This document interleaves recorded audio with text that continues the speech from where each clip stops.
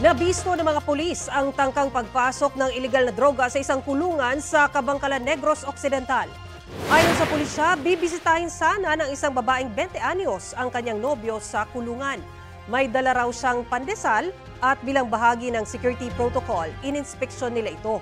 Nagtaka raw sila nang makitang may hiwa ang isa sa mga pandesal. Doon nakita ang sachet ng hinihinalang shabu. Paliwanag ng babae, inutusan lang siya ng kanyang kasintahan na nakakulong dahil din sa kasong may kinalaman sa iligal na droga.